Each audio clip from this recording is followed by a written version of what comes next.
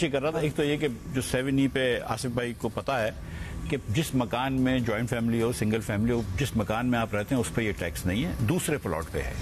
اگر آپ کے پاس ایک مکان جو آپ کا ہے اس کے اوپر یہ ٹیکس لاگو نہیں ہوتا ہے، سیکنڈ پلاٹ پہ وہ بھی میرے خیال سے 250 گز سے بڑا اس کے اوپر لگتا ہے. تو یہ کہنا کہ کسی بیوہ کے پاس 4 کروڑ روپے کا پلاٹ ہے جس گھر میں رہتی ہے اس کے اوپر ٹیکس نہیں ہے. اگر اس بیوہ کے پاس اتنے پیسے ہیں کہ وہ ایک گھر میں خرید کے رہتی ہیں اور دوسرا گھر انہوں نے رکھا ہوا ہے تو اس کے اوپر ٹیکس ہے. تو یہ بالکل بات درست ہے. میں یہ جو انہوں نے بات کی دبئی کی، دیکھیں دبئی میں جو بھی $11 بلین ملے ہیں اس میں بہت سارے پیسے جو ہیں وہ پاکستانیوں کے ہیں، وہ پراپرٹی ان پاکستانیوں کے جو دبئی میں آلریڈی رہتے ہیں.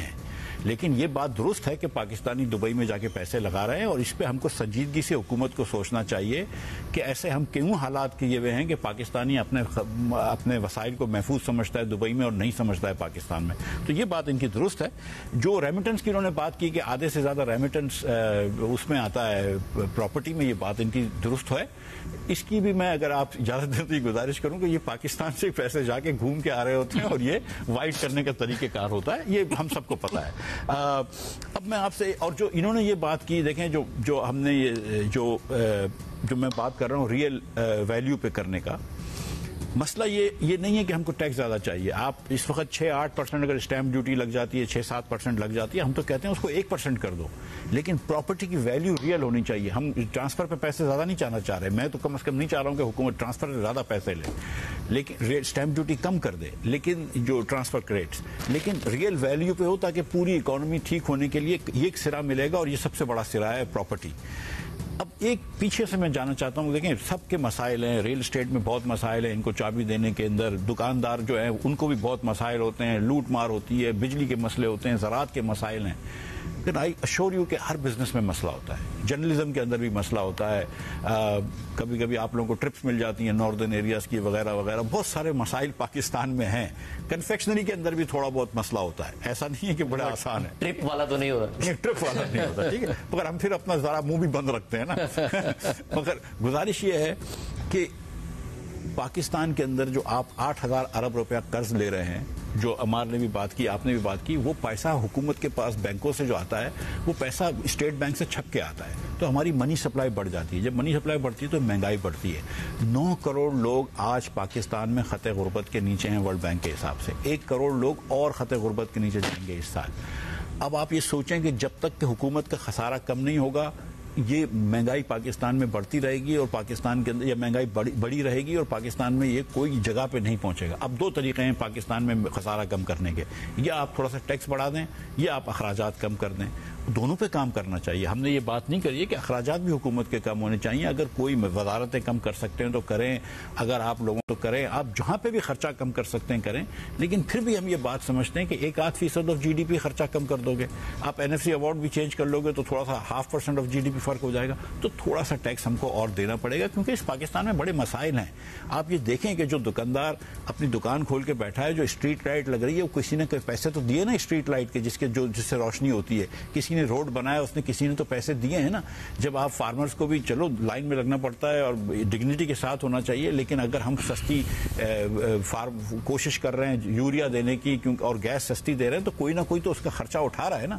وہ ٹیکس سے ہی آتا ہے، وہ ہمارے پیسوں سے ہی آتا ہے. یہ ہمارا ہی ملک ہے، کسی اور کا ملک نہیں ہے کہ وہ آ کے ٹھیک کرے. ہم کو IMF کے پاس بھی اس لیے جانا پڑتا ہے جو ہم سب کو برا لگتا ہے، کیونکہ ہم اپنے حالات خود ٹھیک نہیں کر سکتے. اگر 2 سال پہلے میری سفارش پہ ریٹیل کے اوپر ٹیکس لگ چکا ہوتا تو آج IMF کے ڈکٹیٹس پہ ہم کو نہیں کرنا پڑتا، خود بھی تو کبھی کوئی صحیح بات کر لینا. تو ٹیکس تھوڑا سا دینا یا خسارہ کم کرنا ضروری ہے، ورنہ غربت بڑھتی ہے. خسارہ کم نہیں کریں گے تو بھوک بڑھتی ہے، خسارہ کم نہیں کریں گے تو جہالت بڑھتی ہے. تو یہ بھی حکومت کے لیے ضروری ہے. اس لیے ہم سب کا بھی فرض ہے کہ تھوڑا سا اس میں حصہ ڈالیں اپنا. دیکھیے، میں ایک بات مجھے بڑی پسند آئی آصف صاحب کی کہ ڈیفینس بیٹھ رہا ہے. مجھے بڑی خوشی ہے بیٹھ جائے. میں تو چاہوں گا بیٹھ جائے. شبر صاحب اچھی بات ہے. آپ DHA کہہ دیں، آپ ڈیفینس بیٹھ رہا کہہ رہے ہیں. میں نہیں چاہتا ڈیفینس بیٹھ رہا ہے. میں بالکل بڑی خوشی ہے مجھے ڈیفینس بیٹھ. مجھے کوئی شوق نہیں ہے کہ پاکستان کی ہائی اینڈ پراپرٹی کی ویلو بڑھے. اگر بیٹھ رہا ہے تو بہت اچھی بات ہے بیٹھ رہا ہے. جب میں چیئرمین FBR تھا تو میں نے پراپرٹی جب بڑھائی تھی تو میرے پاس شکایت یہی آئی تھی کہ جی ہمارے پاس 100 رجسٹریاں ہوا کرتی تھی، اب صرف 5 ہوتی ہیں. ٹھیک ہے. دوسری بات یہ ہے کہ 7E کا جہاں تک سوال ہے، میں مفتاح صاحب کے ایکشن سے 100% ایگری کرتا ہوں, 7 نہیں ہونا چاہیے. میں بالکل 100% ایگری کرتا ہوں, مگر میں اس بات سے ایگری کرتا ہوں کہ کس لا میں ہے وہ ایک لیگل مجھے لکھونا ہے, مگر وہ ایک الگ سبجیکٹ ہے. مگر 7 نہیں ہونا چاہیے پاکستان میں. اچھا, جو بات میری خیال ہے پارکنگ والی بات, شاید میرے بھائی سمجھنے میں, شاید ہماری اور سمجھ میں تھوڑا فرق ہے. میرا ان سے سمپل سوال ہے, کیا آج رجسٹری اور ایکچوئل پرائس میں فرق ہے یا نہیں؟ ان سے ایک سوال پوچھتے ہیں, ہاں یا نہ ہے. اس میں تو شک ہی نہیں ہے. ان سے پوچھیں آج ہے یا نہیں, ان سے پوچھیں کہ یہ قانون ایف بی آر نے بنایا یا میں نے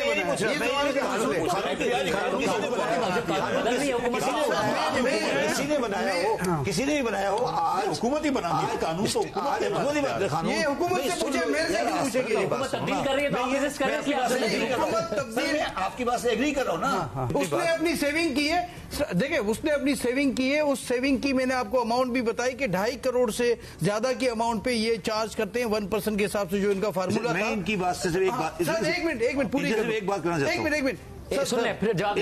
مجھے یہ بتائیے کہ پرانے والے ڈیفنس کا فیز 7 کب بنا تھا, اور اس فیز 7 کے پلاٹوں میں کس طرح کا جوا کہہ لیں یا ٹریڈنگ ہو رہی تھی, جس پہ لوگ فائلیں بیچتے تھے, پلاٹ بیچتے تھے, خریدتے.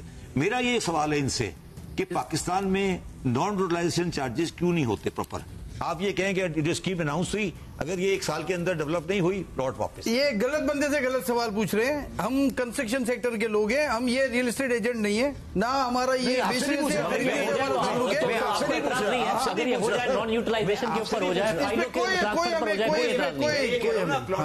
پلاٹوں کی ریڈنگ کیسے ختم ہوتی ہے. آپ نے فیز 7 بنا دیا 2004 میں, اس کے بعد آپ نے کہا یہ 2000 پلاٹ ہیں اور اس پہ آپ جوا کھیلیں, اور لوگوں نے جوا کھیلنا شروع کر دیا. ہم بھی کھیلتے تھے, آپ بھی کھیلتے تھے جوا, اور اس پر اب آپ کو کوئی اعتراض نہیں ہے. 2020 میں جا کے اس کو بات کر رہے ہیں. صاحب آپ بات کر رہے تھے, میری بات کہاں تھی, مجھے کمپلیٹ کرنے دیں سر. میں یہ کہہ رہا تھا 7 کا, میں یہ کہہ رہا تھا, میں نے یہ کہا, میں ریپیٹ کر دیتا ہوں کہ ایک فیملی رہتی ہے, اس کے پاس اپنا گھر ہے, اس میں سے ایک جو گھر کا سربراہ ہے وہ ایک سیونگ کرتا ہے اپنے کام کے دوران, 5 سال 4 سال کی انسٹالمنٹ پہ کوئی پلاٹ خریدتا ہے, کیونکہ پلاٹ ہی ایسی چیز ہے جس کو مینٹیننس نہیں کرنی پڑتی, یعنی اس کو بند نہیں رکھنا پڑتا, وہ مینٹین اس کو وہ لیتا ہے, اس کا خرچہ نہیں آتا اس پہ, وہ لیتا ہے. اور 20 سال کے بعد اس پلاٹ پہ, میں اس کے نیکسٹ یہ بات نہیں کر رہا ہوں, 20-22 سال کے بعد وہ سارے پلاٹ آپ اسٹڈی کر لیں تو آج وہ 2.5 کروڑ سے اوپر کے ہیں. کراچی شہر کی اگر بات کر لوں میں, ایک ایگزامپل کراچی سے شروع کرتے ہیں. ان کا کہنا ہے کہ اب چونکہ وہ ہمارے جو سربراہ ہیں کمانے کے لائق نہیں ہے, اور یہ ایک سیکیورٹی ہے, زندگی بھر کی یہ سیکیورٹی ہے, بیسکلی یہ سیکیورٹی ہے جس معاشرے میں ہم رہتے ہیں. آپ ان کا, میں یہ کہہ رہا تھا, نادرا سے ڈیٹا چیک کریں, یہ گھر کی خواتین کے نام پہ ہوگا, اور اس کا یہ بھی ڈیٹا چیک کر لیں کہ آدھے سے زیادہ نہیں 90% وہ خواتین ہوں گی جس کے آگے لکھا ہوگا ہاؤس وائف. میں یہ کہہ رہا ہوں کہ دیکھیں ڈاکیومنٹڈ ہوگا تو کچھ نہیں ہوگا.